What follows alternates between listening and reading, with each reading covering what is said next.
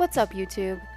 As you've all probably heard by now, Sony is releasing a new version of the PS5, and its reviews seem to be pretty mixed at the moment.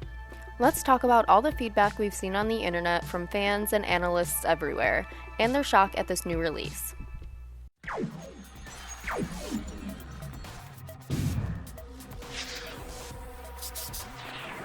TecXpansion.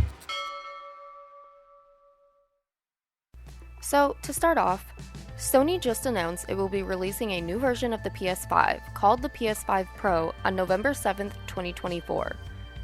It's priced at $700 for the console system, roughly about $840 in Japan at the current conversion rate, but many are upset about this price point, deeming it much too high since Sony is taking away the stand and the disc drive, which some may argue are critical components to their gameplay.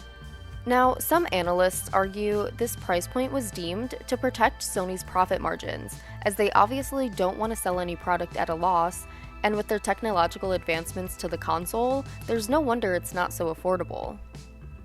Not just that, but Sony doesn't have any competition right now in terms of consoles. Their biggest feat seems to be PC gamers, which the PS5 Pro definitely feels like a poke at them.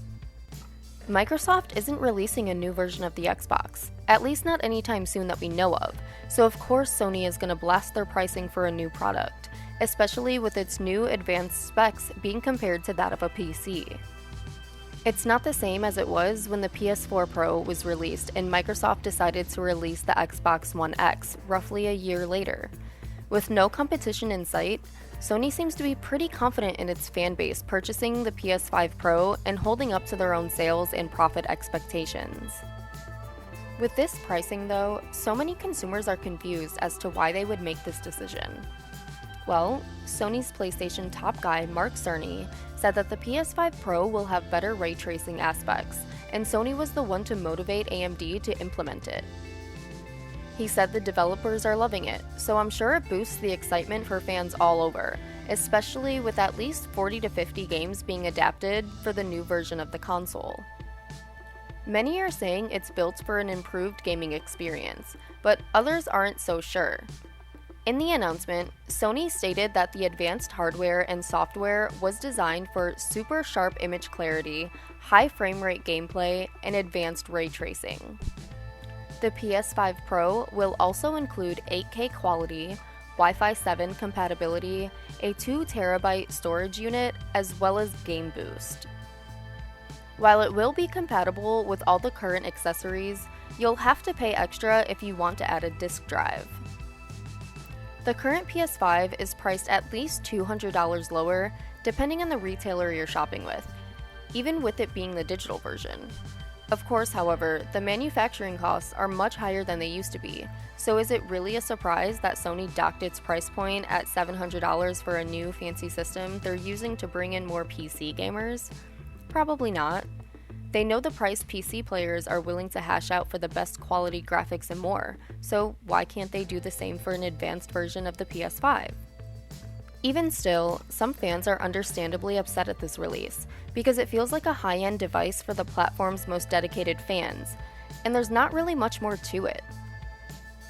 It has better ray tracing qualities and is being compared to PC graphics, but in today's economy, I'm sure it's completely out of most budgets. The PS5 Pro is aimed at a specific niche of fans, the hyper-enthusiastic ones that can't help but purchase every bit and piece of entertainment Sony can toss at them. On top of that, the PS5 released only 4 years ago, and again, with Sony not having any competition at the moment, it just begs the question of why. Why release a new console, when many developers haven't even released any games for the PS5 itself, let alone the Pro? On top of that, most games still play just fine on the PS4 anyway, so a lot of fans feel like they're not missing out on too much. To compare the PS5 Pro's new GPU to a gaming PC is a little out there, but granted, I'm not much of a console player, so my opinion there is a little more biased. It just seems like Sony is pushing too hard to keep up with PC gaming, when consoles are an entirely different realm. It's a completely different user experience and platform base in itself, so what's the rush for putting out a new version when it feels like the PS5 itself just dropped? To top it off, at a price point of almost $200 to $300 more than the standard edition, what's the point of removing a disk drive and the stand? Wouldn't those features, plus adding the RTX features and AI-driven upscaling, make it a bit more worth it? Sure, it comes with a controller, but that's kind of a given. It just feels like Sony is holding their hand out and expecting their most loyal fans to follow them to the top of the gaming pyramid. Better graphics, higher frame rates, and a larger storage capacity sound like a great pitch for a new console, but at that price point, you may as well get yourself a gaming laptop and become a PC player. One of the biggest issues, if you couldn't already tell, is the astronomical pricing. Sony isn't even offering a lower price point, just the other versions of the PS5 that have been out for years. Plus, if you do want the 5 Pro with a disk drive, you're paying even more for an add-on that should have been built in regardless. This makes it much less accessible to so many gamers, even ones that have a mostly digital library. The pricing alone is sure to be a deal breaker for many, and truthfully, I don't blame them. So, to conclude, Sony's new release is both exciting and baffling, and it's quite obvious the PS5 Pro is meant for a pretty specific audience. If you're part of that, pre-orders will start on September 26th.